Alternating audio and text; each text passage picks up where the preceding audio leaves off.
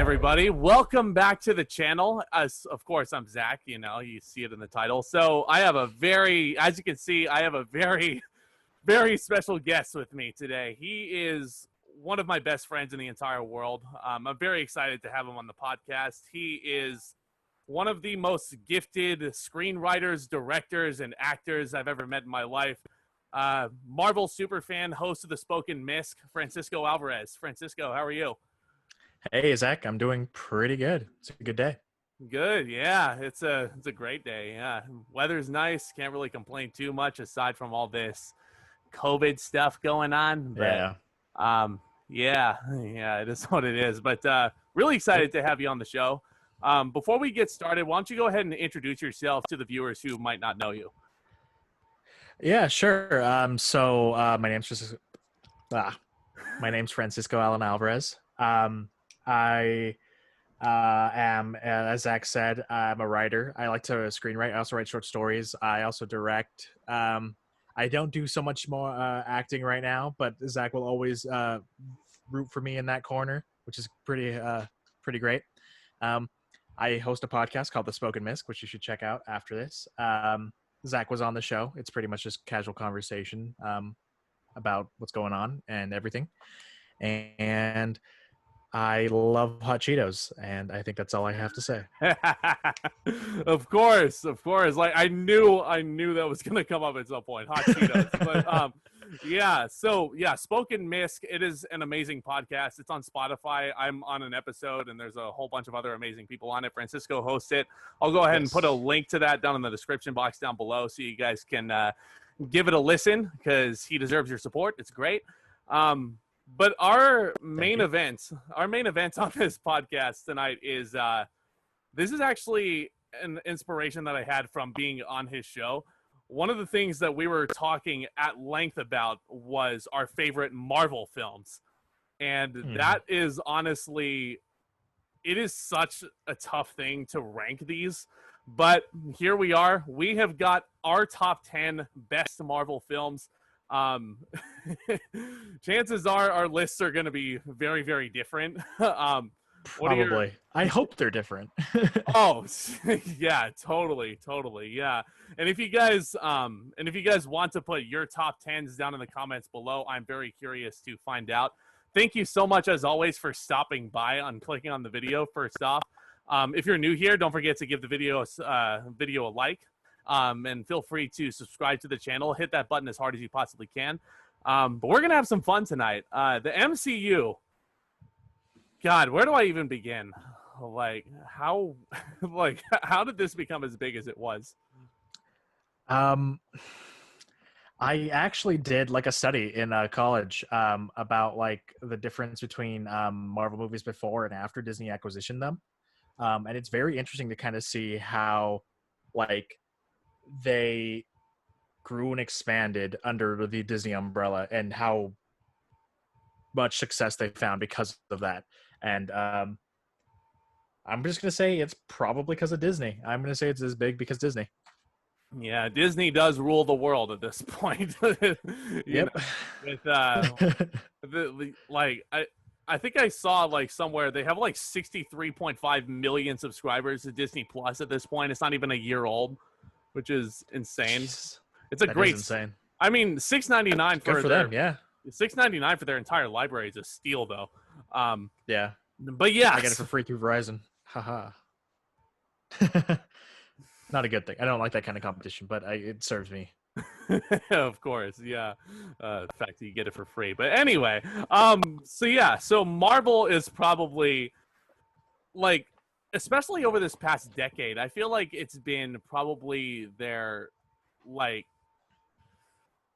don't know what word I want to use for this. It's been one of their biggest, monetary gains, I would say. I mean, they're breaking box office records left and right. We're going to talk about certainly a few of those on this list. Definitely. So how this is going to work is we're just going to go down from 10 to 1. I'm sure you guys all know how countdowns work at this point. Yeah. But yeah, so we'll just I'll have Cisco go first, and then we'll just kind of go back and forth for a little bit. in the build up to number 1. Some of you might already know what number 1 is at this point. I don't know. But yeah, all right. So here we go. Number 10. All right. My number 10 is Doctor Strange. Oh, okay. The reason why I have it on the list, I think, is because I debated it, because it's not like it's an origin story. So it's just, it's kind of like generic plot wise, bad guy comes in, superhero has to do something. But because of like the visual effects inside of it, because of how insane and trippy and wild they are, I was like, this deserves a spot on the list. It deserves to be here somewhere. And I couldn't figure out where. And I was like, all right, then I guess I'm just going to have to wait until I can sift out all the other ones. And so Doctor Strange made it onto the list at number 10. Totally. Yeah. Doctor Strange is a great one. It didn't quite make my list. I was very close to actually putting it at number 10 myself. I think I'd put it as an honorable mention personally. Okay. Doctor Strange is so much fun. I remember going with a big group of friends to go and see the premiere showing. And I remember that we were all laughing at the final climax of this movie. Would you like to explain? It's a great ending. Yeah, I mean, because the other thing that I think I admire about Doctor Strange is that its ending, like you said, is very different to like the stereotypical superhero ending. Is that he like traps a super powerful being with a time loop, and that's how he solves the problem. He makes the thing so sick of time that he like just fixes everything basically, and that's wild to me because all the other hero movies are like, oh, he like fights him and beats him up, and then the movie's over, and you're like, okay, cool, great. But Doctor Strange was like, Dormammu, I've come to bargain. Dormammu, I've come to bargain, like ad infinitum, and then he kept on dying too. Like he died every single time he did that. He was committed. Yeah, and that's just, to me, like I think it shows the kind of ingenuity and the problem solving that Doctor Strange has that I don't think a lot of other superheroes will like ever not compare to, but like never like show, because they're so much focused on something else, whereas Doctor Strange literally more brainy. Yeah, definitely one of the most intelligent heroes in the MCU. And I just think it's super hilarious that the final climax was resolved by pure annoyance of the villain. Yeah. Like it was just a great concept. And it's like endless looped time, And immediately after the movie was over, I was looking at my friends and I was like, that ending is going to be a 10-hour looped video on YouTube within the next year. And it was. Sure enough, it was. They're everywhere now. But that movie would not have worked if not for Benedict Cumberbatch. I don't think. True. I don't think it would have worked. He was so incredible in that role, and I personally can't wait to see in the Multiverse of Madness. Sam Raimi's directing that one. I'm cautiously optimistic about that. I want to see what it's like. Yeah. I'm hoping. I love Doctor Strange. I'm hoping Multiverse is better, but we'll see what happens with that one. Doctor Strange is definitely a good one. The reason why it's not on my list of top 10s personally is actually because of those visual effects that you were just talking about. So so it's not in the sense of like a negative thing. I love the effects, but it's like I had seen those effects like already in a few other movies before that, like The Matrix and Inception. So yeah, even though it was groundbreaking for the Marvel universe, it's not so much like groundbreaking like cinematically, I guess, at that point, because we had seen those effects like in a couple other films. And I don't know if I don't want to say Doctor Strange did it better, but it's definitely very impressive effects. But my number 10 might shock some of you. And I actually have all of my top 10s right here with me on Blu-ray form. My number 10 is the first Avengers movie. Yeah, so if you were to ask me what my favorite Marvel movie was back in 2012, it'd probably be this one. This was definitely, it wasn't just busting the blocks back in 2012. They literally just made the blocks explode. Everybody wanted to see this. It was you know, it was like, oh, you have Captain America, you got Thor, you got Iron Man, all in the same movie, and you got Incredible Hulk, who's not Edward Norton anymore. But you know, I'm ignoring that. But the thing is, like, the villain is definitely a lot of fun. Loki is awesome. He is so funny, and the movie itself is definitely tons and tons of fun, and it still is. But I feel like I would have liked this movie better if there was more substance to it, other than just like the events of these characters all meeting for the first time. You know? Yeah, that makes sense. But at the same time, like that event, because the Avengers is on my list too, but it's a little bit higher than what you're putting at for the exact same reason. The event aspect to it is, I think, it was the first of obviously many, but it was the first event that cemented that superhero movies were here to stay, and they were not going to go anywhere anytime soon. And I'll leave it at that. And so I'll talk about it once we get to my number, I guess, when it's on my number. All right, yeah. So why number 10? Why not higher?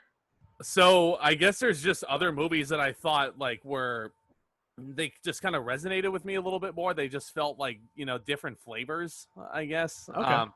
You know, I guess I'll get into more details about those when we get to them. But moving on to number 9. What do you have there? My number 9 is Thor Ragnarok. Okay. I would have loved to put this movie higher. But I have a contention with Thor Ragnarok, because on one hand, I love that it made Thor more relevant as an Avenger, as a character in general, and as a person character. But I really have a problem with how Taika Waititi and just the MCU in general, I guess, have this tendency to like just skip over emotional parts with humor.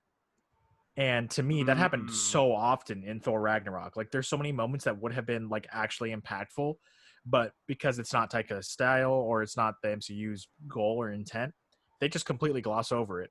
Yeah. And it just like it just means nothing. Like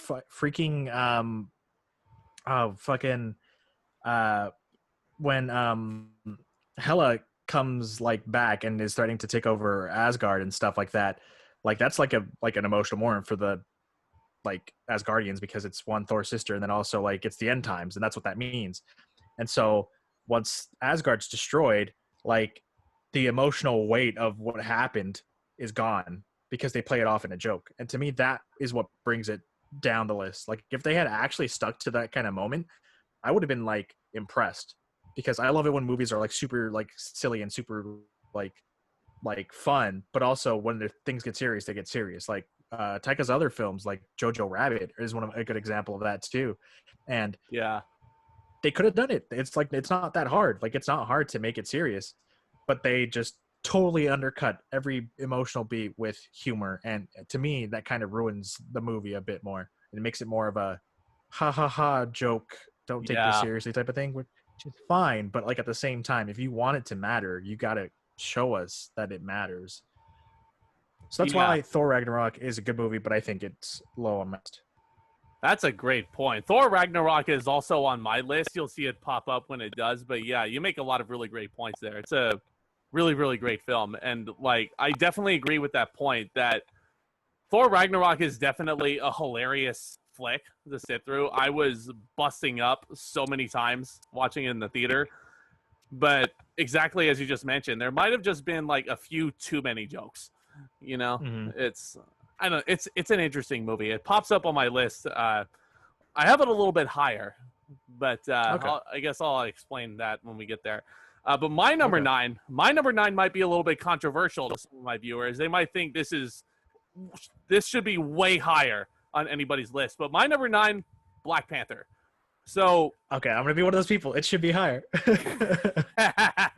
See, I knew you were gonna say that because this is like a huge topic that pops up when I appear on the Spoken Misc. But Black Panther, okay, I am all for the African American representation here. I really am. I really think that's amazing. Yeah. Duh. and it was nominated for Best Picture at the Academy Awards. Personally, I don't know. I don't know. You have to explain that too. Like, it was nominated for Best Picture, but it was like so like impactful that the Academy was debating adding a popular movie section because of this movie. Like, that's how impactful this movie was, and it should be higher on your list. But come on, go talk about okay, so it was. I honestly, personally, I love Black Panther just like everybody else does. It's a great film. Personally, I think it's a tad bit overrated. And the reason why is because there's just a lot of things in Black Panther that I've seen before. You know, so some of you might, you might be thinking Black Panther is its own original thing. What are you talking about, you lunatic? So basically, I'm just sitting here like, so that scene when Black Panther, like, or T'Challa rather, is talking to his ancestors after he's supposedly been killed off. Like, all I was thinking when I was watching it in the theater was like, God, this is exactly what happens when Harry Potter goes into limbo and he talks to Dumbledore. That's exactly what happens. Like, it's the exact same thing. Like, there's a lot of really cool things about Black Panther, but like, there's that, and there's also that final fight scene. I could not believe that final fight scene, like, was, I don't want to say bad, but it was very underwhelming. I was expecting a lot more from it. It was like, they were just fighting in a train station, and like, look at their costumes also. Like, if you put that to, like, if you put that costume with the background of a dark train station, chances are you're not going to see very much. Yeah. And like, that's the same problem that I had with a movie like Venom that came out the same year. Yeah. Venom wears a dark suit, and a lot of his action scenes take place in the nighttime. Couldn't really see very much. Yeah, it kind of makes it hard to see what's going on, and I think that's a big problem with like the Black Panther movie, like fight choreography and the like CGI in general, because this was also during the time when they were working on Infinity War, so like the effects budget went straight to them and not to Black Panther, and so like you could tell and you could very much see that. So I'm totally agreeing with that point. It looks like it does not look great. And it looked kind of messy in general. It looks kind of messy. It's still like, I mean, in the long run, people can hate me all they want for my opinion, but I mean, it's movies, it's subjective, Yeah. But I mean, in the long run, it's on my list. If I have a couple problems with it, that's totally fine. Yeah. People can be like, and like I said, I am all for that representation. I thought that was just purely amazing. That's part of the reason why I'm so excited to see Shang-Chi once that comes out next year. The representation, again, so excited for that. And you also have Killmonger, who is the best MCU villain not named Thanos. It's like, you have to exclude so Thanos. Good. Thanos beats everything. He's just way too good. But we could talk more once we get to it on my list, I guess. Yeah, because it is. Like, Cisco was in the theater the night that I saw it, and he, oh man, I'll let him explain when we get to that point. But let's get to the next one, number 8.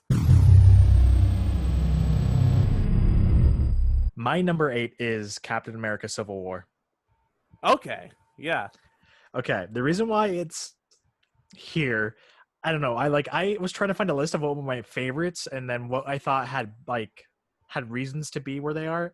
And I think Civil War is one of those like movies where it's not super great, like plot wise. Like plot wise, it's pretty much like it's pretty basic to me. It's like just like, oh, someone's trying to break up the Avengers, and it's all like it's all whatever. Because I've read the comic books, and so because it didn't follow the comic books, I already thought it was going to be like a lesser kind of movie. Because the Civil War in the comic books is way more intense and way more impactful and way more political too. And so seeing this version kind of made me go like, oh, of course they're not going to do that kind of aspect because they don't have the build up, they don't have the time.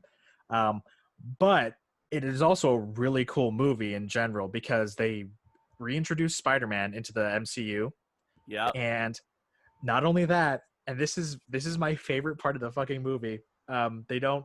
Did they also introduce Black Panther into the movie too? They did. Movie, right? Yep. That's Black Panther. First. Yep. But then my favorite part is that they showed Ant-Man get giant, and that is something I wanted to see the second I saw Ant-Man like become a like get onto the big screen. Like that is what I wanted. Like I wanted Ant-Man to be like him turning giant at the end or something, but it never happened. So they saved it for Civil War, and that moment is just so it's pure comic book fan service, and I love that when he just gets huge and he's like just fighting Tony and his little posse of controlling people. And it just that moment's so great to me. It is so cool. Plus I've always been I'm a huge Captain America fan, and seeing that movie centered around him for the most part, but then having the ensemble around him was pretty fascinating to see, because like it's basically like Avengers 2.5. That's basically what Civil War is, but it's very centered around Captain America and Bucky's relationship, and how that ties into with his current relationships with Tony Stark and Iron Man and the Avengers. And I thought that worked really well, and I thought that was cool. But like, you know, like other movies are better than it, I think, and they're cooler than it, and they're more rewatchable. It's not a bad movie by any lengths, but like I think other movies beat it, and so that's why it's right here for me. Totally, yeah. And honestly, I feel like this is one of the rare instances where we'll agree on this list. My number 8 is the exact same. Hey, Captain America Civil War. Nice. Like you said it, and I was like, okay, I'm not gonna like say much right now, but yeah. So Captain America Civil War is my number 8 as well. So this movie was, just like you said, Avengers 2.5. Like after Age of Ultron came out, like everybody was super excited for that movie, but I think everybody agrees that it could have been a lot better. And Age of Ultron was very underwhelming. They made up for it so much with the release of Civil War. The thing that I really love about this movie is that, like, even though, you have the two dueling, like, you know, factions within the Avengers led by Steve Rogers. I almost forgot his name for a second. Steve Rogers and Tony Stark. Like, you have these two warring factions here, and you understand their motivations. You can kind of agree with both sides. Like, I was through and through, like, up to the release of this movie, I was through and through Captain America, like, all the way. But, like, once I started listening to Robert Downey Jr., like, you know, say a lot more, you know, it was like, okay, I can kind of agree with this character, too. I'm kind of torn, you know? And, like, I don't want to see them fighting. Like, I think that's why they have the Daniel Bruhl's character in their Helmet Zemo, just to act as the guy that everybody hates, I guess. Yeah, like and the antagonist. Oh, yeah, the antagonist. Yeah, there you go. But it was more so like, just to make sure that Tony Stark is not the antagonist, because he never can be. But I mean, I think he could have been. I think it would have been very interesting if they like committed to that idea. But then that would have ruined, you know, a whole lot of stuff they had planned. So I totally get it. Yeah, if they turned it to the dark side, it would have been interesting. Yeah, I think Disney should pull the trigger on that a little bit more. Ray, but anyway. Sorry. Yeah, different universe. But, no, I love Civil War. I had fond memories of going to see it in the theater as well. That airport fight scene, I loved every second of it. The introduction of Spider-Man, Black Panther, Black Panther even trading jibes with Hawkeye. He's like, I don't think we've met. I'm Clint. I don't care. It just continues slugging at each other. It's great. And of course, Ant-Man turning huge at that point was just so unreal. It was icing on a cake, and it was great.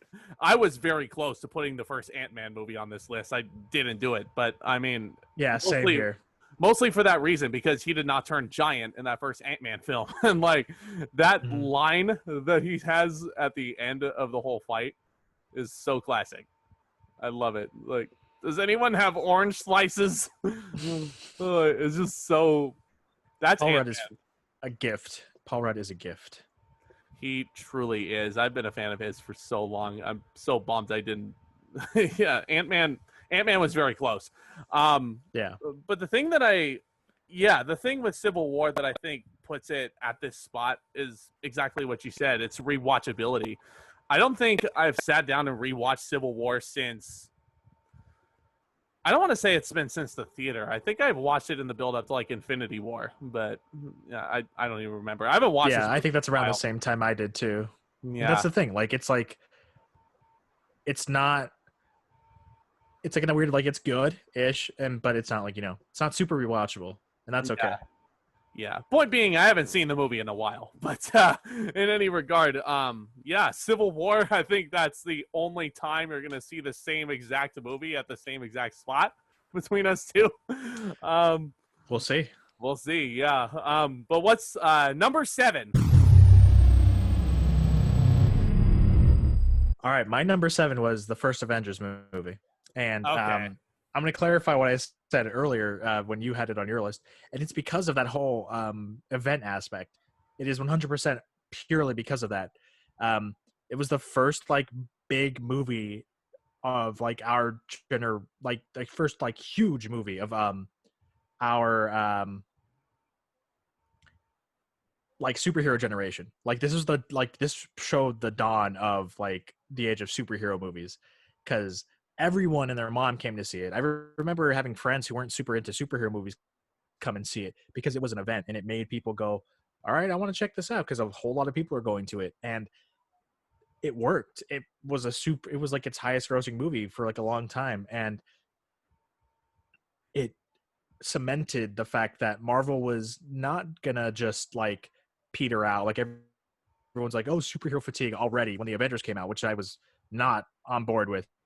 Yeah. And the fact that they made so much money proves that everybody wants to see these movies and everyone's going to get these movies and everybody kind of wins in my opinion. You could say some other stuff, but like it cemented to me that superhero movies are successful, especially the MCUs too. I agree. Yeah, that movie. Yeah, it truly showed that. I think I even touched on this already, but it truly showed that the MCU is not just a flash in the pan. It showed that Kevin Feige was here to stay as a producer, And and not he only had that, it so showed many his ideas. prowess too, because that was like his first thing that he was working towards. It was phase one. Yep. And like that's what Iron Man, the Incredible Hulk, and all the first like Avengers solo movies were building up towards. Mm-hmm. And seeing it culminate and then finally happen, and it was such a badass fun movie. That's where everyone was like, all right, he is Hollywood diamonds. He's not even Hollywood gold. He is Hollywood diamonds. That's how good He's Kevin Feige Hollywood became. Platinum for sure. Yeah, But whatever's worth more than gold by like a lot. that's Kevin Feige, yeah, yeah, absolutely. I call it Lord Feige. Lord Praise Feige. be unto him. Yeah. Okay. Okay. So my number 7 might be a bit surprising to some of the viewers. Some people might call it recency bias, but I don't really care. My number 7 is Spider-Man: Far From Home. Okay. So just as a preface, Homecoming is not going to be on this list. I thought Far From Home was so much better, mostly because Homecoming, like, this is where things start to really, like, Homecoming, you had stakes, but they were the more, like, contained stakes, you know? Mm-hmm. Far From Home really, those stakes, like, really It skyrocketed. made Spider-Man not a New York hero. It made him an Avenger is what I would kind of compare it to. It's what it Yep. made it feel like. It's essentially making Spider-Man, like, basically it's like an MCU coming of age movie, I guess. Like more so than Homecoming even. It's where you truly see Spider-Man go from boyhood into manhood right in front of your Mm-hmm. eyes. And You see his like balls drop. Just kidding. man. Edit it out. Don't worry about it. Of course. Yeah, no, yeah, no, I love it. But so far from home, it's like and like you have like that pressure that he has after the death of Tony Stark. It's like he has that weight on his shoulders that he didn't have in Homecoming. You know, it was more Mm-hmm. so about, oh, I need to impress this girl that I end up not being together with at the end of it because her dad is a psychopath, you know? He's just Yeah. he's just a Birdman. But like Mm-hmm. this you have MJ coming on, and you have the amazing post-credit sequence as well with J.K. Simmons reprising his role as Jameson, which I thought I watched that in the theater the first time, and I like almost screamed out like, "Holy shit!" I screamed out. Screamed I was so excited when that came out. That blew my mind. It made me both happy and then also confused because I was like, okay, now he can't be something bigger, so that sucks. But I would love to see him again as J. Jonah Jameson, and I was not upset. Oh, me too. Yeah, I love how the Daily Bugle also, like, at least they're doing something a little bit different, I guess, to distinguish from the Raimi They movies. are. The Daily It Bugle looks is like it's like an InfoWars type of like yeah, internet video, like what, I don't know what to call those kind of like it's like really fake news type of websites. it's like TMZ. Yeah, like TMZ stuff like that. Tabloids, Yeah. tabloids. That's what they're called. It's like the That modern was tabloid. Yep. Yeah, that's exactly right. Yeah, but Spider-Man: Far From Home, and the action also just so incredible. I love how it took Spider-Man to Europe, which is a completely different like location for a Spider-Man movie. The villain also, I really have to commend Jake Gyllenhaal. Jake Gyllenhaal, I think, is one of the most underrated actors working today.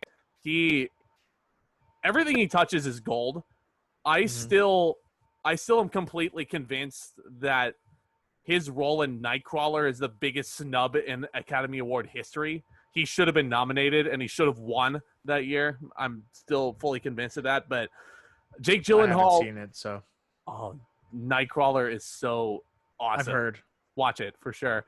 But Jake Gyllenhaal as Mysterio, I thought he was just awesome. He felt like a new Tony Stark in a lot of ways, and that's kind of the idea with Tom Holland walking around with that burden on his shoulders, and he's looking for anybody to look up to, and he finds Jake Gyllenhaal, and like Jake Gyllenhaal puts the whatchamacallem, the rink, not the rinky dink glasses. It's like the Edith or whatever. Yeah, Edith, that was it. Yeah, so like Jake Gyllenhaal puts Edith on his face. Came out very wrong, but he puts Edith on, and it's like he looks almost like he doesn't look exactly like RDJ, but it's like but he emulates him enough, and that's why Peter kind of like it's close enough towards him more. Yeah. So, and then it ends up he's not Tony Stark. He just turns into the guy and the stuff that he puts Peter Parker through is really trippy also. Like that's something that that was really cool too. Yeah, that was something I've wanted to see in a Spider-Man movie for a really long time. And when they announced that it was Mysterio as the villain, I was like, please just give me this. And they did. And I was like, yeah, I was when they first announced it, I was kind of worried because like in the comics, Mysterio can like do a bunch of hokey stuff and people buy it because it's comic books. But like the MCU is kind of more grounded. So to have him be like augmented reality and like holographic stuff, I thought that was a super great modern twist to his character because it still makes him a master of illusions, but it like modernizes him completely and it makes him relevant because it's also the tech that Tony Stark like passed on, and like it fits really well into the world. And I thought that was super cool. And not only that, like the power that he shows is honestly super fantastic too. Oh, it's so awesome. Yeah, but Far From Home, number 7 on my list. I think it's personally better than Homecoming, but yeah, that's so let's move on to number 6. All right. Number 6 for me is the original Iron Man. Okay. All right. The reason why it's not an old school higher and it's not lower is because I love Iron Man, and it spawned the MCU, and it has a lot of weight to it because of that. Jon Favreau proved himself as a director and as Happy in there, and so it birthed the legacy, and it's a great film, and it's super structurally sound. Like we studied it in my screenwriting class at San Jose State, and seeing how it's like charted out in the 3-act structure it's literally almost perfect. And every single movie after I tried to follow the code, and it worked because it was a good like template. It was a really great template, and it was also really kind of perfect movie for the time that it came out in. It was like what, 2009, 2008. We were like 2008, just starting. Yeah, we were like just starting to like get. I think America was just starting to like get out of Afghanistan or something. There was like I think so. Yeah. yeah, it was like around the time where the war in the Middle East had gotten like fatigued in everyone's mind, and to kind of see like a movie that is not um like super anti-war but also not super like anti the Middle East was really great. And I think it fit really well into his kind of hero arc, because he was the reason why these people were suffering, and he decided to change himself but then also still protect everybody. And I was like, that's a really good character change from this billionaire playboy philanthropist who didn't care about anybody. And I thought that was really great. um but at the same time, the reason why I don't have it higher is because I think what resonates in my heart more are other movies, you know? Like, I'm not saying this is bad. That's why it's like firmly, like, I guess the middle to me, because it's like really good and I really appreciate it. But there's so many better moments in other movies that I think were either more badass or more impactful to me. So Yeah. yeah. Yeah, I get you there. Yeah, I have Iron Man on my list as well. It's a little bit higher, but I agree with everything you just said there. And I didn't even think about that Middle East war and how relevant it was even to the time. But Mm-hmm.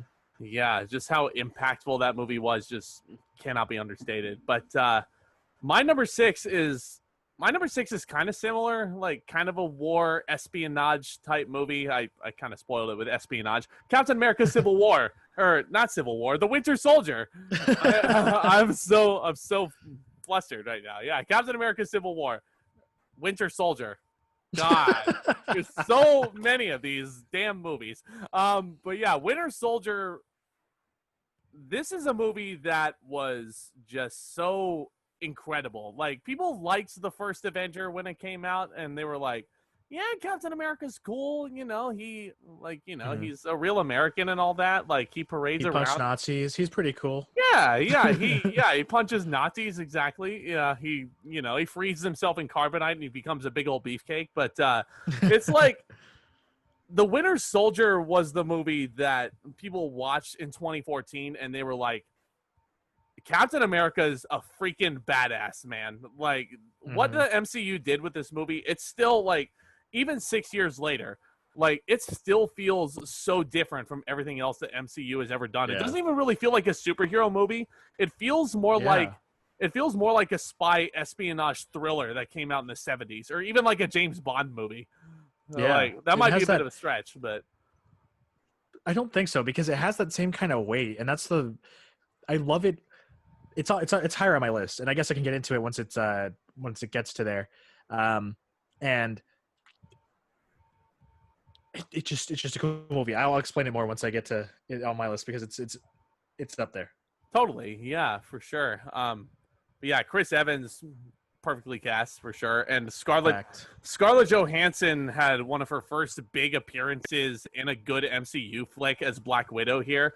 Um, Hmm. because I'm not counting Iron Man 2. That movie was trash. But anyway, All the um, Iron Mans except for the first one are trash, and I'm gonna say that until I die. They were all trash. Iron Man 3, Iron Man It was 3, trash. It was fun trash. Just because it's fun doesn't make it not trash. it's got the fake Mandarin in it though. But It yeah. also has Gwyneth Paltrow exploding into orange power stuff. So do with that what you will.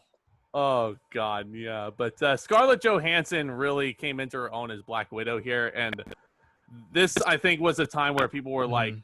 "Oh, she needs her own solo movie," and it's supposed to come out in a couple months here. We were supposed to get it back in May, but for obvious reasons, it did not happen yet. But we'll see what happens with that. I'm Mhm. excited to. But Winter Soldier, I did not give you the wrong title this time. Winter Soldier is number 6.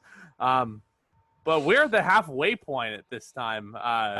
Both of our lists have been very different. Getting to the nitty Mhm. gritty here. Let's get going with number 5. All right. My number 5 is Spider-Man: Homecoming, and that is because mostly for the theater experience when I went to see this movie, because it was when Spider-Man first appeared in Civil War, everyone's like, "Oh my god, hype!" And because he showed up, but this was his first movie inside of the cinematic universe, because Amazing Spider-Man had existed, and then Spider-Man, the Sam Raimi Spider-Man existed before that, but they were never like it always felt like they got something wrong with those movies, you know? Like Amazing Spider-Man got like his humor and his wit right, but they didn't get his like nerdy, sensitive side right. The Raimi films were, you know, fun and good, but they were also, you know, like dated for now. And then they're also like the third movie was trash because of too much at one time. Yeah. And then seeing Homecoming, where Peter Parker is exactly how he should be, a teenage boy. He's a little boy, getting superpowers. It was the first out of all of the three different versions of live action Spider-Man that got him the most right, I would say, because like it was the first time where you saw how young he was, like, and you felt how young he was. Like, he wasn't in college like the Raimi films. He wasn't a 30-year-old Andrew Garfield playing a teenager. Tom Holland was like 19 when he was cast, and he looked young still, and it felt like Peter Parker. He felt like Peter Parker, all aspects of it. He was witty, he was smart, he was funny, but he was also a dork. He was goofy, he was anxious, he was everything that Spider-Man should have been, should be, and it worked out because he's probably one of my favorite characters in the MCU now. And the fact that he's in the MCU, he's not apart from it like Sony would wish that he could be. So, haha, fuck you, Sony.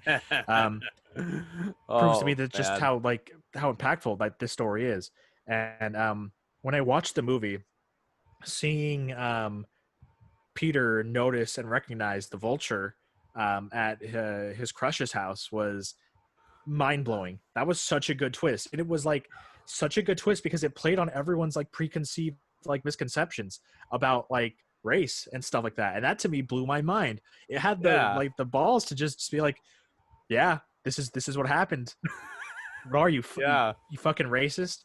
And because like I forgot what her name was. Was it Michelle? No, it was, I think it was Liz. I'm pretty sure it was Liz. I could be wrong. It was Liz or something like that. And so like when her father, because Liz is black and her father isn't, just to see that like reaction, one in the crowd and then two in the movie, because everyone's like, oh my fucking god. Everyone kind of like goes, it just blows your mind. Like, oh my god, that's her dad. That's her father is the fucking Vulture. I would have never put that together. And it's only because it played with people's preconceived notions about race. And I thought that was really cool. And then it's like, but it's also in a way that it's so non like impactful too. Cause like, it's like, oh, he just has a daughter and that's it. Like there's nothing else. There's nothing else touching about race. It's just that you didn't think about this because you were like, you're not where you were so cut up, but you just did not see it coming. Like you just would never have seen it coming from a mile away. Also spoilers if you haven't seen it, but also if you're here, like you probably saw it. So yeah, whatever. So I thought that was super cool. That was a really cool moment. But I think my favorite moment about Spider-Man Homecoming was at the end when you see Peter try to save Toomes from his suit. And that was super impactful. And it was a way to show that Peter, no matter what, still cares about his like his enemies, you know? Like he sees the people in them. And I love that because you don't get that from any superheroes really, except for maybe Batman and Superman, I guess. And then also when he's like pushing up like the when he's like trying to push off the debris that's on top of him in that scene, you all know the scene I'm talking about. It's amazing, so like uplifting when he's like proving to himself that he is Spider-Man. It hits me in all the right ways. Like this is this kind of Spider-Man movie that I've wanted for a really long time, and I finally got it, and that's why I think it's number 5 for me.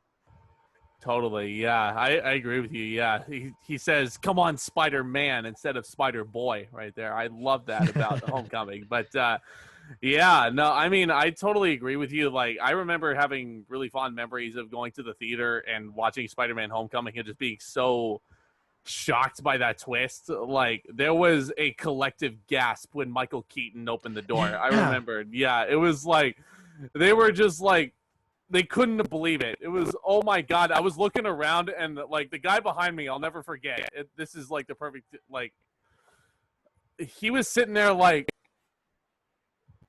Like he was just sitting there like this, just like shaking his head, like his eyes are wide. He just could not believe it. Nobody could believe it in that room. It was, man, fond memories of watching Homecoming. But my number 5. Yeah. Oh, and that car drive too, when he's driving them to the dance too. I forgot about that moment for a second. That was such a Oh, good, that was tense so moment. awkward. It was so awkward. It was Yeah. perfect. It was so good. It Oh, was so that. good. But okay, but back to your number 5. Yeah, that dynamic, I loved it. It's all good, yeah. But some of you saw it already. My number 5 is Thor Ragnarok, which Cisco had at number 9 on his list, mostly because there were too many jokes. But the reason why this is higher, I guess, mostly is due to the fact that, yeah, I had a ton of fun watching this in the theater. Everybody was laughing their asses off at everything going on.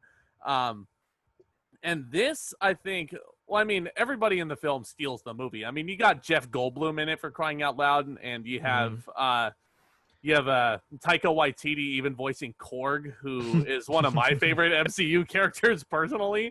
It sounds kind of silly me saying that, but like he genuinely is. He's really, really funny, and like you know, and like even like I remember even my grandparents went to go see Thor Ragnarok, and they're like not big into the MCU really, but my grandpa loved Korg. Like, That's great. it's just, you know, it was. I guess I just have like. This brings back a lot of memories, really, of just like family bonding, I guess, because me and my grandpa would quote Korg to each other back and forth, of like, "Oh, Meek's dead. Yeah, I just stomped on the bridge. You know, I've been carrying him around like this all day." But yeah, and even Mark Ruffalo as Hulk is so damn funny in this movie, and just how about that fight that like you get to see Thor and Hulk fight? Like, yes. Like you got teased on it in the Avengers, the first Avengers, but this is where you could like see them like dish it out to each other for a while, and that was super cool. It felt like something straight out of a 70s cartoon. Like it felt like I was watching American Gladiators almost, which is super cheesy. It was like peak comic book. It was peak comic book, and I love that. Like absolutely. And then we have to talk about how Thor Ragnarok also like reinvented Thor as a character, because the Dark World was it was trash. It was trash, just like Iron Man 3 was. It was just like it was not working. It did not work. Like Thor 1 was fine, but Thor 2 was just bad. Like I don't want to rewatch it. Me neither. And then seeing Thor 3 and seeing how they changed it up and remixed his character, but still keeping his character. Phenomenal job. Like just so good. Good on Taika, good on the writers, good on Chris Hemsworth for like having the capacity to show this kind of Thor, you know, like he has that like macho, like that macho sense of right and wrong that like that's still with him in this movie. Like, you know, he carried that through the first 2 Thor movies. And like you said, the first Thor movie, I don't really mind as much. I can watch it. Kenneth Branagh directed it. It's really, it's solid. It's fine. The second Thor, no. But like, no. The thing that I had with those two is like the filmmakers looked at Thor and they thought, how can we make the audience relate to Thor in the best way? And they figured the best way to do that around 2010 or whenever the first Thor movie came out was to literally bring Thor down to earth, you know? And like Thor is the god of thunder.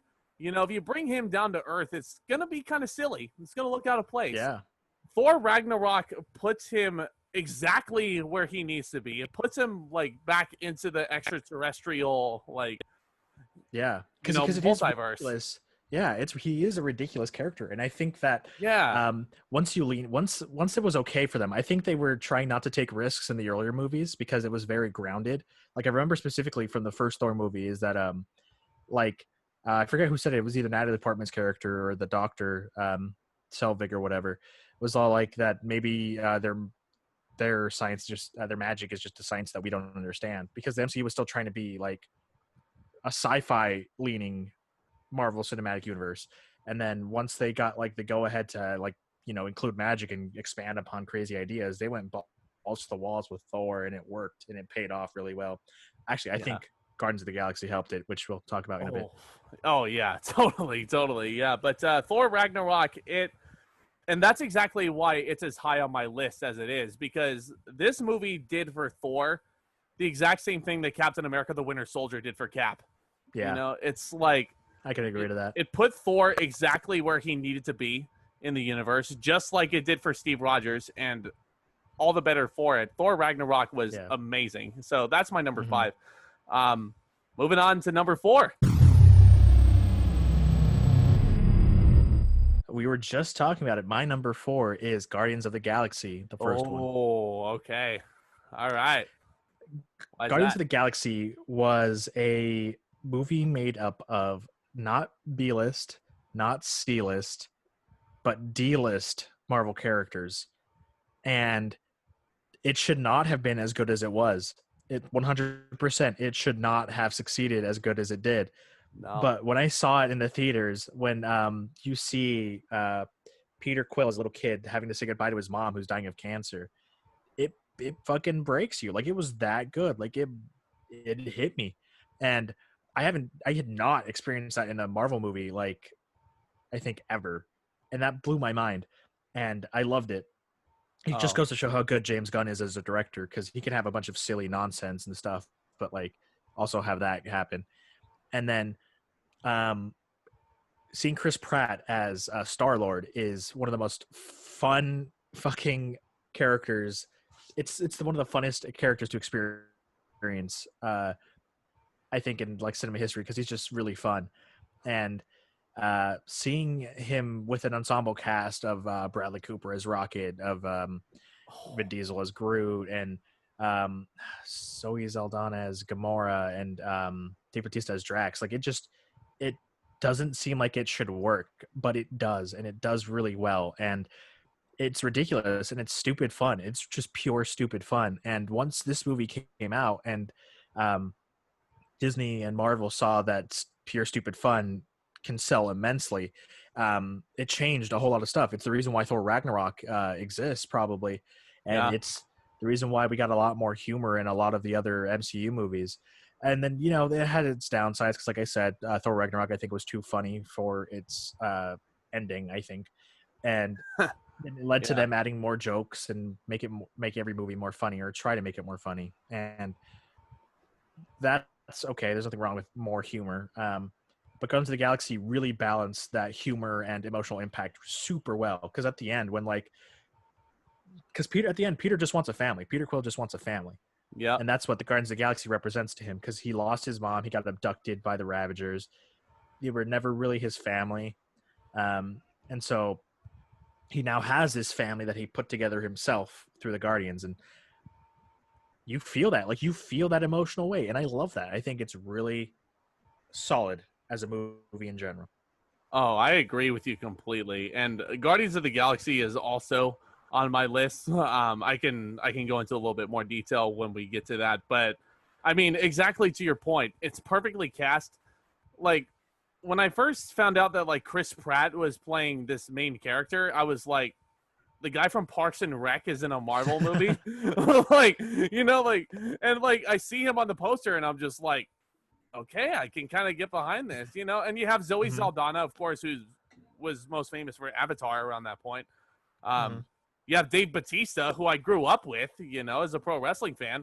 And then you have Bradley Cooper as Rocket. Rocket is my favorite of the group, personally, just because I see a lot of myself in Rocket. I like to think of myself as sarcastic sometimes, and Rocket is the very definition of that. And then you have Groot. My mom loves Groot so much. Like, just like, it's a talking tree that only knows 3 English words, it's so ridiculous and outlandish that it's just perfect. But anyway, I can tell a little bit of a personal story when I get to that on my list. But my number 4 is actually the first Iron Man movie. A little bit higher than Cisco had on his list. But again, the reason why this is so high is because without this movie, there is no MCU. Like, without the success of this movie and Robert Downey Jr.'s comeback performance in the main role, it's just,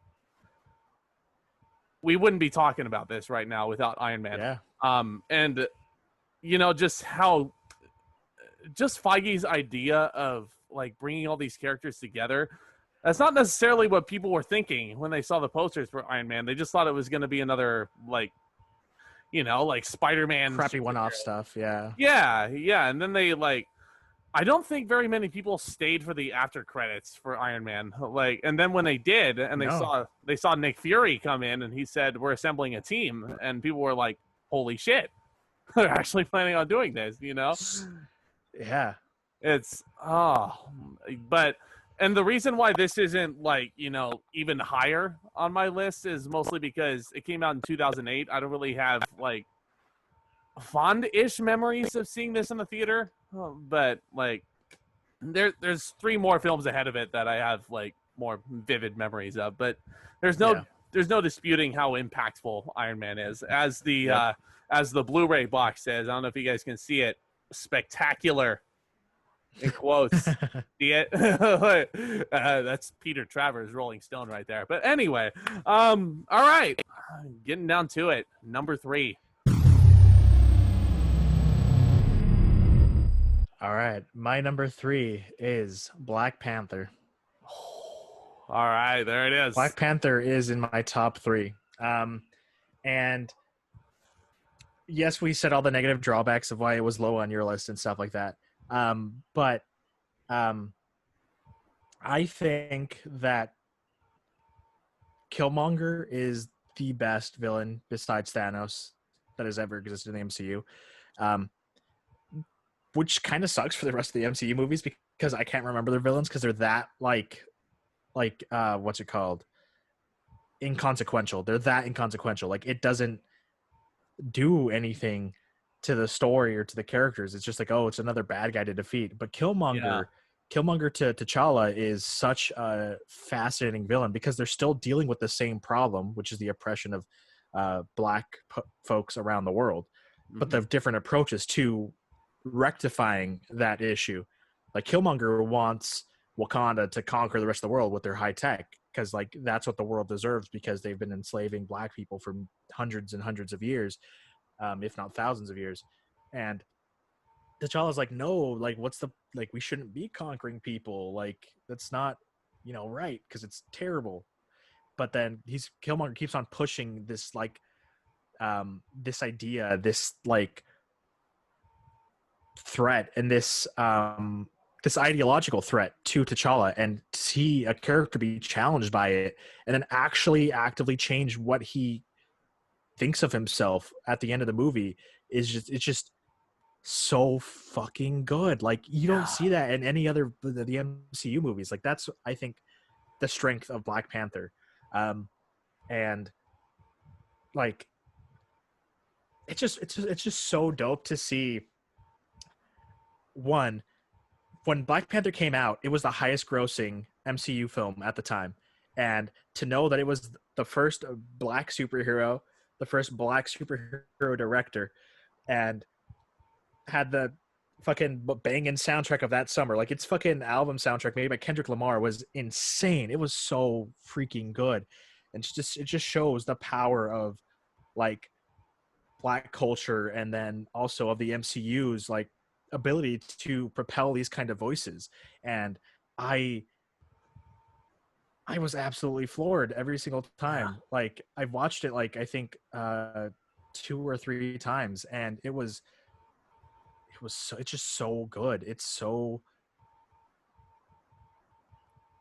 I think it's just really really good. And I know like the final fight scene is CGI heavy and it's like looks like Play-Doh and stuff like that. Like that's fine. I don't care about that because I've seen worse and I've seen better.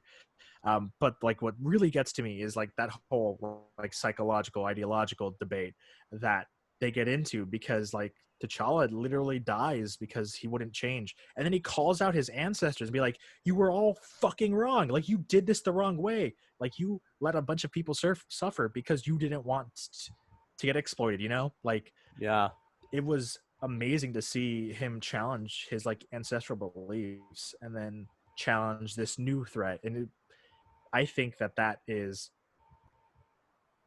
not just tied into the MCU story, but tied into like the idea of like the push for Black civil rights, because like it's like the Malcolm X and Martin Luther King debate like over again, but put into superheroes, and you see the struggle, you see that endeavor, and it's great to see it all pan out. Like the fact that this movie made so much money, like just I love that fact. And Yeah. it's just to me it's a celebration of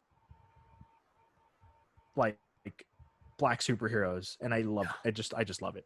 It's great. Yeah, I agree with everything you just said there. And like, and the fact that the movie is also just so well directed and written also. Yeah. Ryan Coogler directed this movie. He like I worked at a movie theater around this time of my life, and like I was like really into like, you know, reading the latest movie news. The day I figured out that Ryan Coogler, the guy who directed Creed, was going to be doing Black Panther, I was hyped, to say the least. Yeah. It was because Creed was so good, and the fact that he had Michael B. Jordan involved to play the villain, I was there for sure. Yeah. And just the fact that like just everything you just said right there, the representation and the celebration, it's just so inspiring to me. Yeah. For sure. But also Michael B. Jordan's a fantastic fucking like Killmonger. Like he's just he melts into it, and I love that. Without question, one of the best actors of this current generation right now, as far as I'm concerned. You know, it's fact. If there's anybody that disagrees with me, I'm sorry, but in any regard, yeah. Also, I mean, you also have like the action scenes too. Yeah, you have the final fight scene, which I can't get over personally. And you just have like all these amazing African American actors coming together to make this. Sterling K. Brown is in this movie, albeit briefly. Like you have Denai Guerrero from The Walking Dead. Yeah, a show Cisco hates now. As Okoye. Yeah, Okoye, I do. I mean, Lupita Nyong'o, who's amazing. Angela Bassett. I mean, Forrest Whitaker. Like the list goes on and on. Just the fact that all those people came together to make Black Panther is just so incredible to me. I don't know. Personally, there's just a couple things that I just can't get past with Black Panther, but I totally see where you're coming from. My number three might shock some people that they might think this is my number one, but not quite. Avengers Infinity War is my number 3. Okay. So yeah, you guys were wondering when the first of these Thanos movies were going to pop up. Here it is. So Infinity War, it is amazing. I personally love this. I went back to the theater 3 times to see this, just because it was that damn good. I saw it in D-Box as well, which is a lot of fun with a couple of my former coworkers. That only enhanced it. The D-Box is surprisingly underrated for the theater, but I mean, just like the thing that I really loved about this movie, the reason why this isn't my number 1 is mostly because there's a lot of jumbled plot lines that can get kind of messy at some points, I think, on rewatch. But, I mean, I still think it flows together so well. I feel like I'd give this my perfect grade of an A+ if I really had to think about it right now. But the thing that I really respect about this movie is the fact that it felt like Thanos' story. You know, the Avengers felt like afterthoughts in this. And a lot of the focus was on Josh Brolin in this movie, who is phenomenal. You know, I don't think you need us to tell you that. I mean, you guys have seen it already. Nope. You guys have loved it. Josh Brolin, that opening scene tells you exactly what Infinity War is going to be. When Thanos pretty much force chokes Loki right in front of Thor, you know, I was sold completely. Yeah. And you have Iron Man and Doctor Strange trading vibes, and jibes rather, and you have Thor interacting with the Guardians. I mean, just the pairings were so perfect in this film, I think. Like, you have Captain America on Wakanda. Man, it's just so well realized. I can't praise Avengers Infinity War enough. There are 2 films that I personally have better memories of and that I think are better, but I personally love it. I'm not going to name names, but one of my best friends in the world hates Infinity War. And I'm just going to say the reason why they hate it is because of the ending. And I I always argue this. I'm going to look you dead in the eye right now. You know who you are. The reason why this ending is here is because if it just ended on a happy note, there would be no reason for us to want to go see Endgame. It would be like watching one of the Star Wars prequels instead of The Empire Strikes Back. I always equate this to like, this is pretty much The Empire Strikes Back of the MCU, because you have all these heroes in peril. You have the ending, which, dusty finish, and you're just sitting there and like, I remember sitting in the theater, right? Mm-hmm. Premiere night. I think you were there that night, yeah? I think you were there. I'm Probably. pretty sure. I made sure to see it. Yeah, you premiere know what? night. Yeah, you were there because we actually went to see In and Out or get In and Out after that. But like, we were just stunned after the movie. Like, I don't know if you remember, but like, I stood up in my seat. I do remember. It's on my list for a reason. I stood up in my seat and I was like, "What? That's it?" Like it made me. The reason why that ending's there is because it made you want to see Endgame right then and there. Even though we didn't know it was called Endgame at that point. It was originally supposed to be Infinity War Parts 1 and 2. But they just said, no, this is the only Infinity War movie. And I'm like, that's interesting. What's going to happen? And then you have those end credits come up, and it feels like in memoriam almost. Yeah. Like, it is so depressing, like, it just feels so different from everything else in the MCU for sure. But yeah, I definitely have fond memories of Infinity War, but it is on Cisco's list. What's your number 2? My number 2 is Captain America: The Winter Soldier. Okay. All right. It's high up here because it shows the Russo brothers as incredible directors of the MCU. That's why they got to handle the biggest movie of all time. Because of this movie, it showed that they could handle the weight of the drama that could be produced, and it showed that they not only could handle the drama, but they understood the characters completely, and it made the story that much better because they understood who they were. When Captain America's fighting Bucky and he's like, when he says like, I'm with you to the end of the line, it's like they understood how much that meant to him and how much the stakes are high for him, not for like the world or anything, but they made it sure it was high for him. Because sure, he needs to save the world from the helicarriers killing everybody and everything, but like he also has to deal with the fact that his friend's like a brainwashed serial killer, and he wants to bring him back because he feels like he can, because that's what he wants to do, because that's what he would have done for him if the roles were reversed. And to understand your character so much to the point where like to understand your character so much to the point where you make a villain one of the fan favorites, because a lot of people love Bucky and a lot of the people love the Winter Soldier because of how much they gave him pathos and how much they gave him an understanding to what he was doing. And it played well into Civil War too, once we got to see Tony Stark's reaction to it. But like seeing that relationship between Steve Rogers and Bucky was, I think, super necessary and super needed. And not only that, but the themes that they explore in Winter Soldier are really great too, because it's all about government surveillance and having too many weapons trained on everybody, and how if you're like Captain America, you can't let that stand because this is a real encroachment onto people's rights and privacy. And I thought that was super cool. Like it was more political than the other MCU movies up to that point. Because the only other MCU movie that got super political, I think, after that was Black Panther and then kind of Civil War. So it was super political for its movie because Captain America found himself in a time and space that his ideals were at odds with the government, his government at the time, because of how the world had changed. Like he was not up for surveillance. He was not up for everybody having a gun to their head basically and being controlled by Hydra. And like it was very fascinating to see this old patriot kind of deal with that struggle between him and his country, I guess. And I love that. Like I really did enjoy that. And for that, it's probably one of my favorite MCU movies of all time. And not only that, it's really a really good ensemble film. Like Black Widow shines in this movie. She's so good. And Yeah, I think that about sums it up. Yeah, I love Winter Soldier to death for sure. Number 2 on your list. There you go. It tells you. Yeah.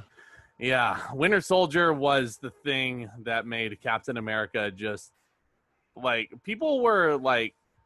I mean, I It turned him mentioned from this earlier. hokey into, I think, like he like it modern like it modernized Captain America, I would say, because Yeah. like the first Avenger, it's like hokey, like, oh, good old boy, like 1940s Captain America, and you're like, okay, like this is fine, it's fun, like you love old school Cap.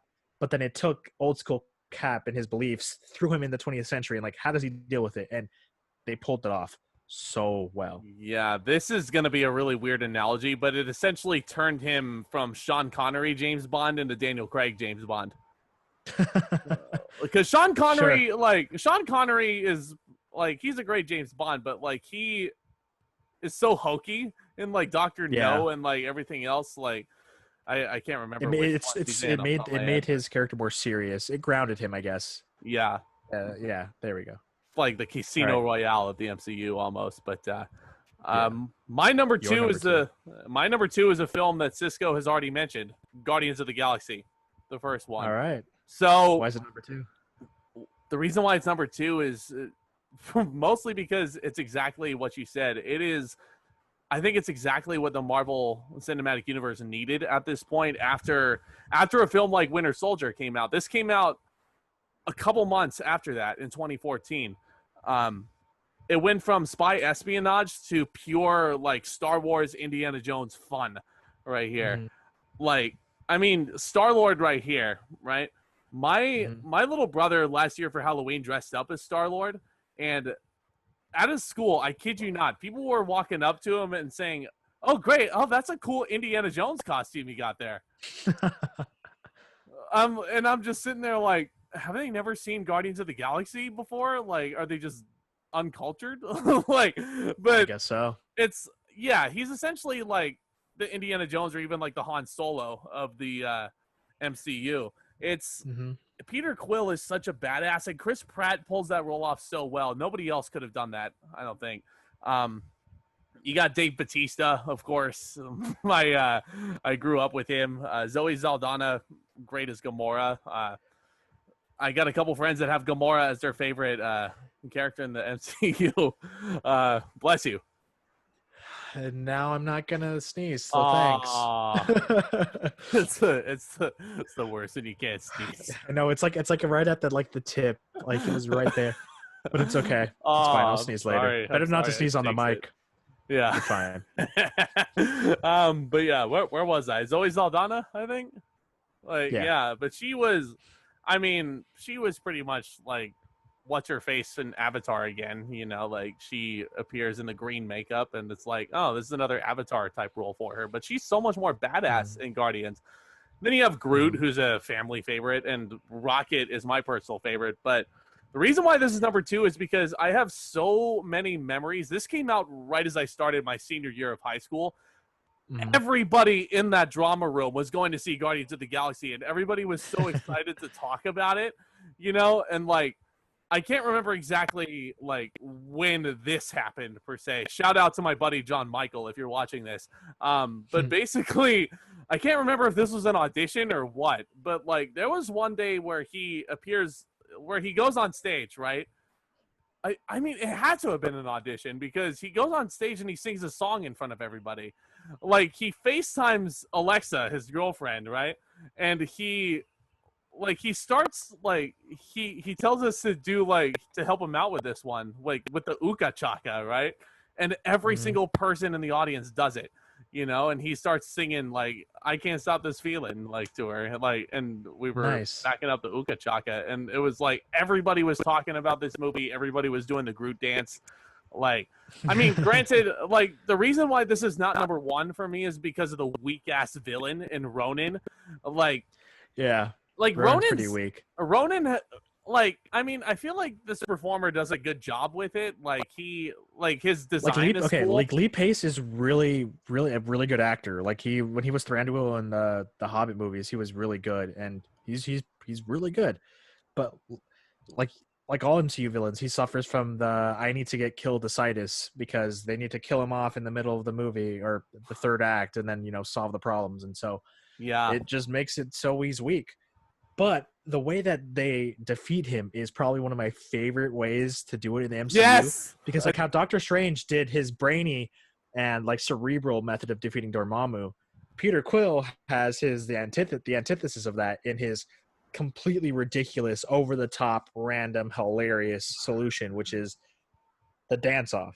And that is it's such a fucking wild and hilarious scene. I was rewatching a clip from that scene and seeing how Ronan reacts to the dance, and like you can see Lee Pace, like the actor, like looking at it and going like being so taken aback in character, like because it's like, what the fuck is going on? Like this dude is dancing. I'm gonna kill him, and he's dancing, and that's exactly how Peter wins because it's just so off. It is just so unthinkable. It's so that funny. This genocidal maniac is taken aback, and it buys them the time to destroy him, and that is amazing to me.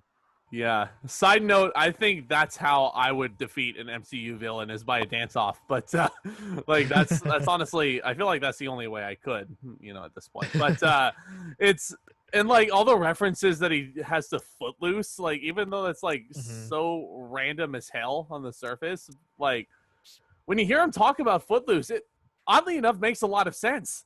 Yeah, he grew up in the time where Footloose was a big thing, and he was a kid when he was taken. So like, his entire memories of Earth are just movies, pretty much, that he grew up on. And low key, if a kid watched the MCU and then got abducted by aliens 20 years down the road, they'd probably be talking about the superheroes here. This is again, like I feel like I'm repeating myself a lot. I might sound like a broken record, but this probably feels the most different out of any other film in the MCU, even so far, like 6 years after its release. It still holds up. Guardians of the Galaxy, the first one, is awesome. I really like the second one also. I was really close to putting that on my list also. But, like, I don't know. Like, there's a lot of people that like Volume 2 more than Volume 1. But here's my argument. So, like you said earlier, these are pretty much like bottom of the barrel comic book characters that they just plucked out of obscurity and they just put it on the big screen. Like, nobody was expecting the first movie to be as good as it was. The second one, people going into the theater, I remember vividly going in knowing exactly what to expect, and I pretty much got exactly that with a little bit more emotion with Yondu's death.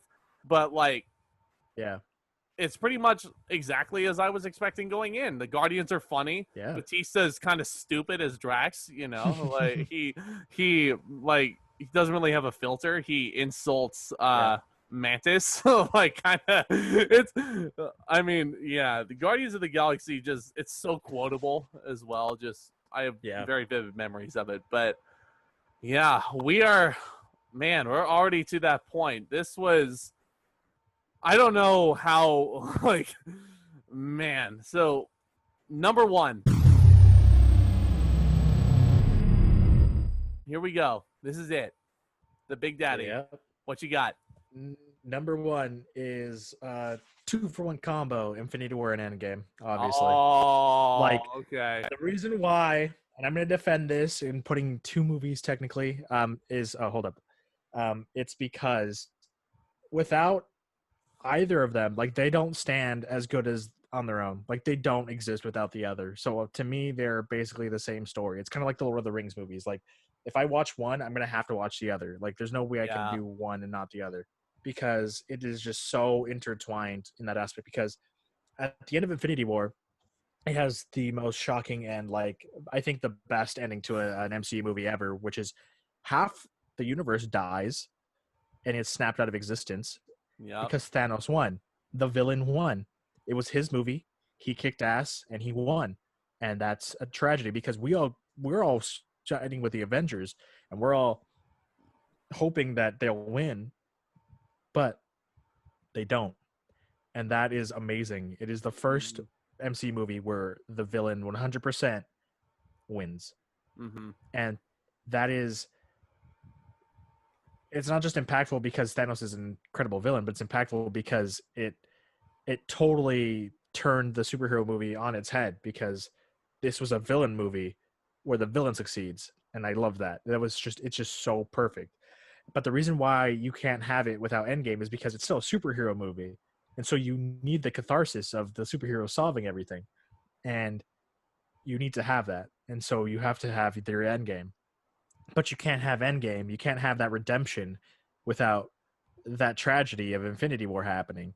And Yeah. so to me, they're always just I'm never to watch them independently of each other, and so I'm always going to be like Infinity War then Endgame, because it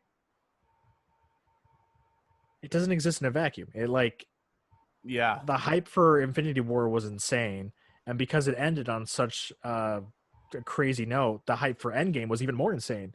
It became the highest. Endgame became the highest grossing film of all time because of that hype. Because what they did in the last movie was just so shocking and so out of character, but still so fucking good that everybody was like, "We need to see this through. We need to see this resolved." And it became one of the hugest movie events of all time. And as soon as uh Endgame came out, like the theaters were packed. Like I remember I had to buy tickets like months in advance. Like Yep. that's how much It's that movie was crazy. hyped. It was wild, and I loved that. It was so Yeah. good. And um Infinity War has like a bunch of cool moments and stuff like that, because it's just all the Avengers meeting each other basically. And Thor, like when Thor comes back to Wakanda, comes back to Earth, and he like electrifies all the aliens that are like fighting Captain America and the Wakandans. It's a super badass moment. But then once he stabs Thanos and it fucks up, like it's just great, because like you see the superheroes get fucked. Like you see them fail, and I love Yep. that. And then you see Thor specifically failure affect him in Endgame, because he's depressed, because he feels like he let everybody down. Like he literally feels like he let 50% of the universe down because he didn't aim for the head. Yeah. And then once they actually go and kill Thanos and he chops off his head, he doesn't find really any relief because it doesn't solve the problem. And like he has to deal with his own like demons and his own depression. And it's wild because they gave Thor, the God of Thunder, like legitimate depression about what he couldn't do or what he felt he couldn't do, and he didn't feel special. And so when you see him in Endgame and they go back in time and he sees his mother, like you see just how much that Infinity War affected him, and you see how his mother helps him grow and change despite him knowing that she's going to die that day. And like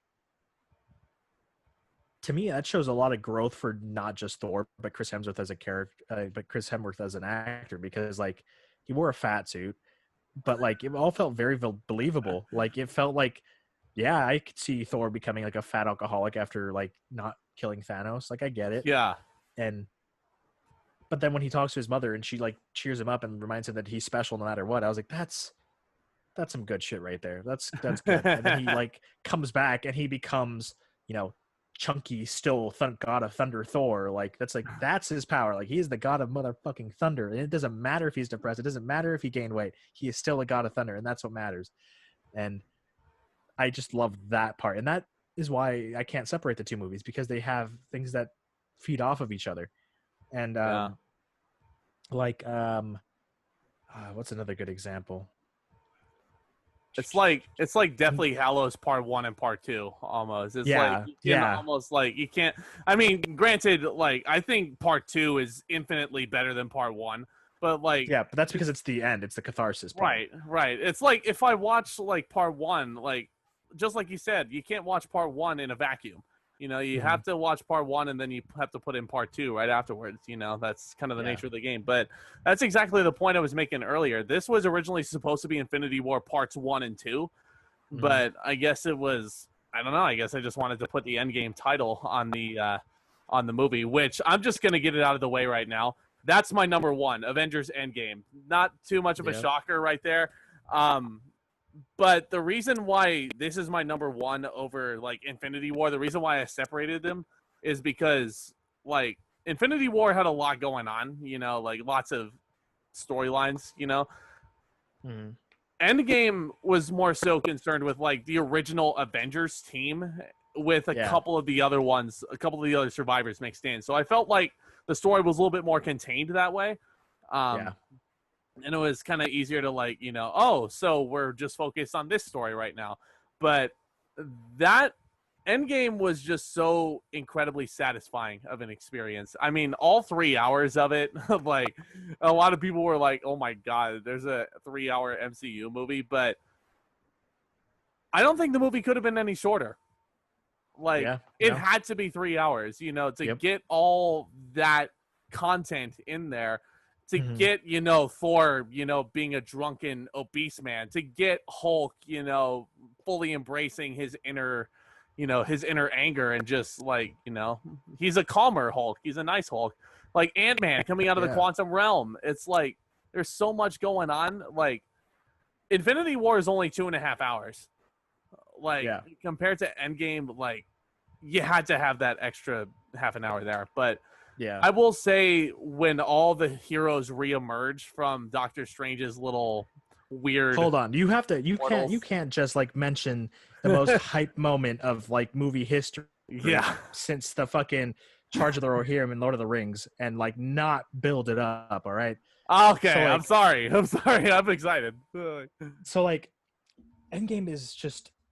I think it's obviously always going to be the best MCU movie because this is after Phase 1, which is the like first Avengers movie. Once that gets solved, like Kevin Feige still knew that this was the end game. This was the straight up goal the entire time he was building up all of these movies.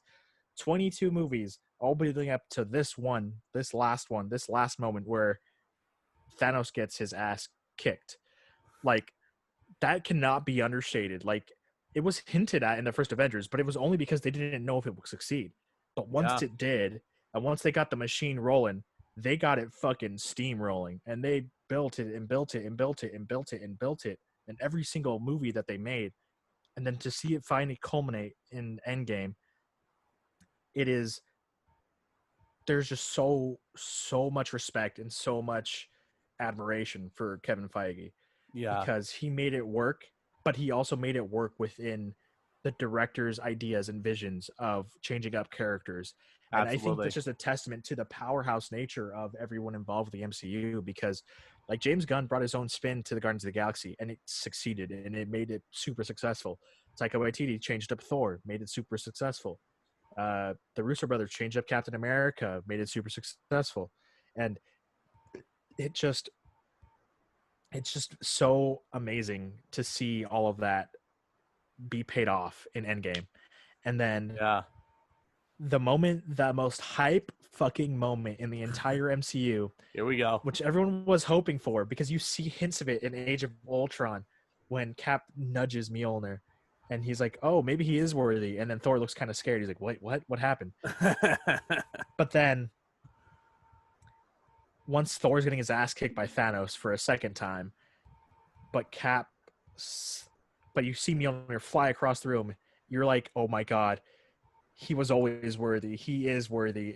And Cap picks up Mjolnir and he starts fighting with it. It was so fucking hype. And I was super excited and it was super amazing. And it was just pure comic book fan service. But that's exactly what this movie is. It's exactly what it's good for because that's its whole point. It's to celebrate superheroes, to celebrate comic books and celebrate good beating evil. It's pure in that aspect and it's fantastic because of it.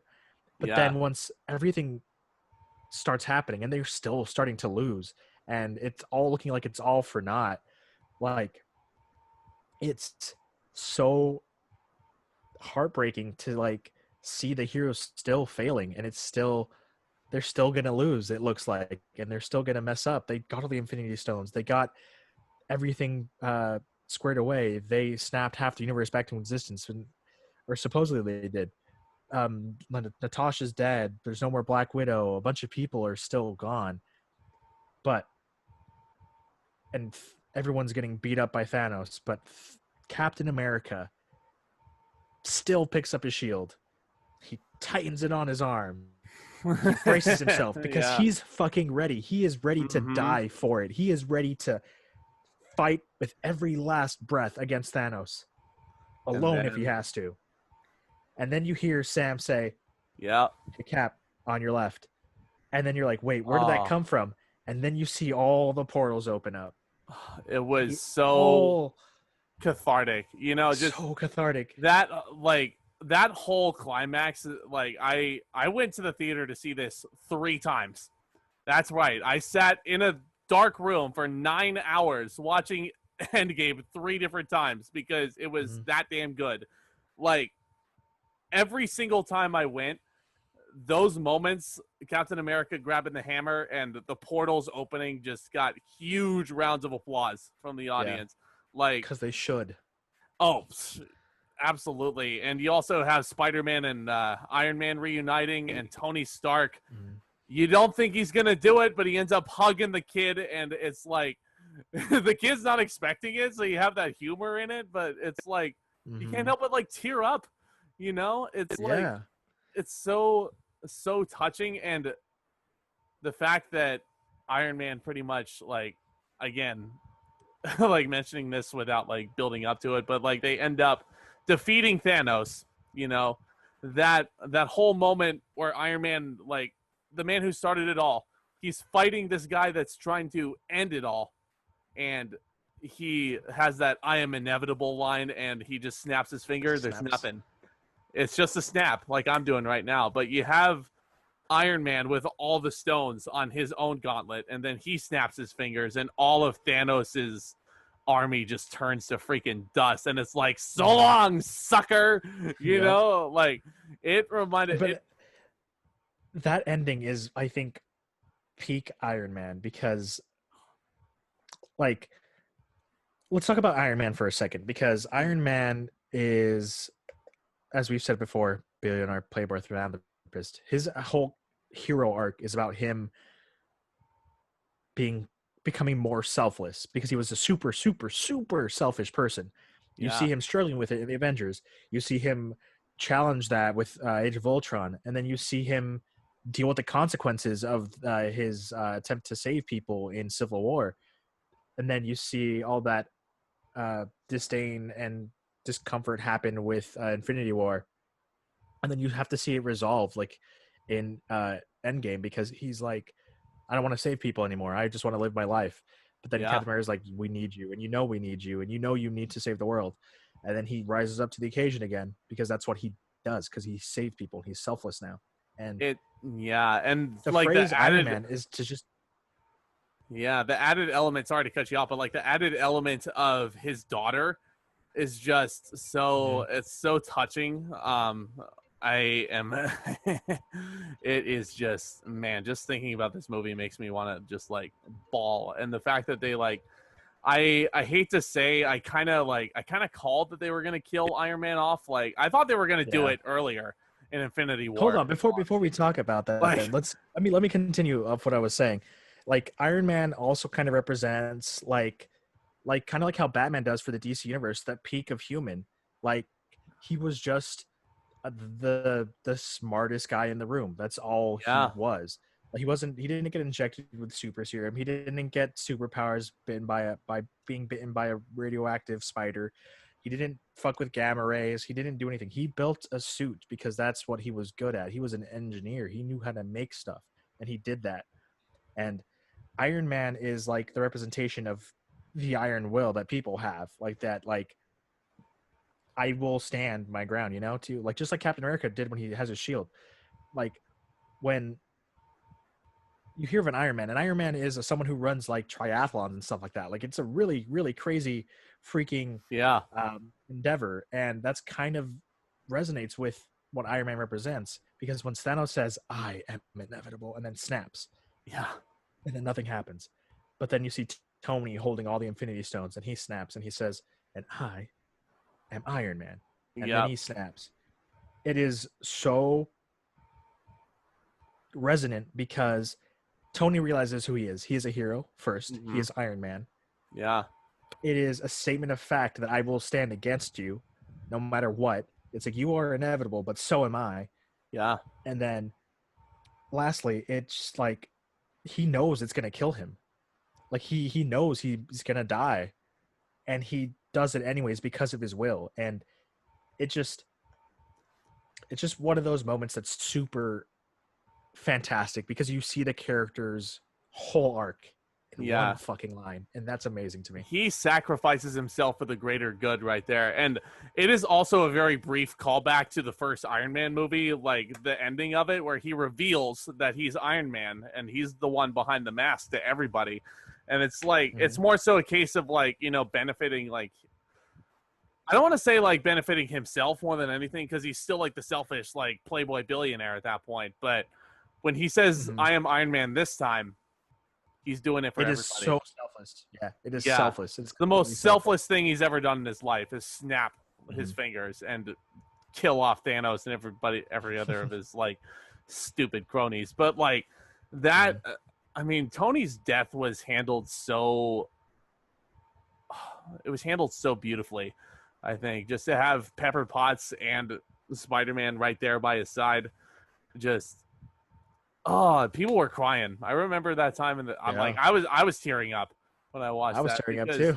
This is like an end of like childhood almost, you know. Like we grew up with this guy, like, and and you also have like the ending with Steve Rogers as well, where he goes back into the quantum realm and he puts all the Infinity Stones back, and he spends pretty much his entire life with Peggy Carter in the quantum realm. And he appears as an old man. He passes on the shield to Sam, which I'm sure everybody loves. I loved it. You know, we're getting Falcon the Winter Soldier out of it. Like just everything about Avengers Endgame to me. The reason why it's my number one is just, it's the reason why I love Deathly Hallows Part 2. You know, it's where everything explodes. Like there's not a whole lot of exposition. Like, you know who these characters are. It's a 3-hour train that's like taken off, and you better be on it like from the get-go, or you're not going to get a whole lot. Like it is just so satisfying, everything they do. That's why it's my number one. It's pure fan service. It's the culmination of all these movies, and then it's just I think it embraces that like that simple truth about comic books is that these are like they are meant to inspire you, and they are meant to make you feel good and entertain you and give you something to root for. And then seeing everyone like get ready to fight when Cap says Avengers assemble and everyone just charges, and like there's no reason for them to be charging in a modern age. Like people have guns and shit, like people would be fighting with guns and stuff in real life, but because this is a superhero movie, they're gonna fucking meet each other like on foot, face to face, because that's just how they roll. That's how it's done. So that's how it's done, and it's such a badass moment. Like when you see everyone just fighting each other and kicking ass, and like the two equal unstoppable force meets an immovable object, and it's just pure fun. It's pure fun. Yeah. And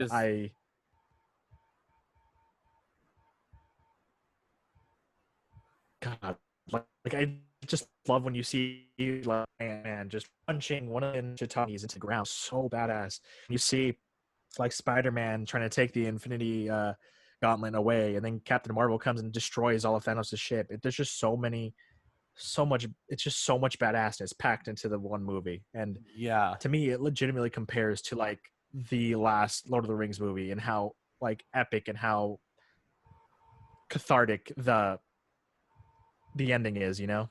Yeah, I agree with you completely there. Lord of the Rings is really, really cool too. Like, Avengers Endgame, just, I feel like we've said it all. This is just such, I would give it my perfect grade of an A+ personally, but it is my number one for a very good reason. It's your number one along with Infinity War. But that's been our rankings for the exact same reasons. Exactly. Yeah, there you go. So it's been that one, and we had our number 8 is the same. But overall, very, very different lists. I'm sure you guys are going to have very different lists. Feel free to voice those down in the comments below. I'd love to hear your guys' thoughts. But you know what the amazing thing about this is? This is being recorded as of August of 2020. There's still a lot of legs to go with the MCU. It is not done by any stretch of the imagination. You got Black Widow coming up. You got Eternals, which is another another similar to the Guardians of the Galaxy. It's like they're plucking it out of obscurity and they're putting it on the big screen. You know, the Eternals. I'm really excited to see that. Shang-Chi, you got some more representation. You got Fantastic Four. I'm really excited for that. With the right casting, it's going to be amazing. And you got all the sequels also. We got all the mutants that are now part of the MCU after the Fox acquisition. Yeah. You got all those characters coming back and being able to work together. You got WandaVision. Like all the shows, Falcon and Winter Soldier. You got Loki. You got it's just gonna be all that amazing content coming out. Yeah. It's and like speaking of mutants, this is kind of a did you hear that theory that the Black Panther sequel was going to feature Namor as the villain? That would make a lot of sense, and I think that'd be super cool, and it'd be an interesting way to get mutants into it. So I think awesome. it would be interesting to also see because T'Challa and Storm are I think together in the comic books or something, or they were in a comic book. Were they? And that would, at some point. So I would love to see kind of I don't know, maybe Storm come into T'Challa's love story, and maybe maybe what they do is they make that or something. Maybe they pull a Zendaya on us and they have Lupita Nyong'o be Storm. That would be kind of interesting. Like that character be Storm. I don't know. I mean, I think we got a long ways to go before we see mutants in the MCU, but that's especially now. Especially with this whole pandemic, it's it is what it is. But that's been our rankings. This was so difficult to do. I mean, I'm sure everybody's lists are very, very different from ours, but yeah, I'd love to hear you guys' thoughts. A huge thank you to you, Francisco, for coming on the show tonight. It's been a great blast. You're the best. You know that. Thank you for having me. And I'm not the best, but thank you. Oh, he is. Yeah. Why don't you go ahead and plug your show also? Yeah. Okay. So I also have a podcast. It's called the Spoken Misc. It is the podcast about anything and everything, but mostly about reconnecting with people. It's basically me just talking to friends like Zack and a bunch of other people that I've met in my life, and we talk about literally anything and everything, from the MCU to politics to just kind of what our favorite foods are. Like it's very eclectic in that nature because it's kind of supposed to emulate friends just shooting the shit and talking and hanging out, and it's something that I think everybody misses and kind of wants out of this situation. And check it out. I'm on Spotify, Spoken Misc. Once again, it's a great listen. Yeah, absolutely. Yeah, put the links down. I'll put the links down below for you guys to check him out because he deserves your support. Thank you guys all so much for tuning into the podcast. It's been a ton of fun to discuss this with you guys and with Cisco. If you haven't already, hit that subscribe button as hard as you possibly can and leave a thumbs up on the video if you like it. Look forward to more fun content, more fun podcasts very soon. Check out the Spoken Misc. With all that being said, back talk commence.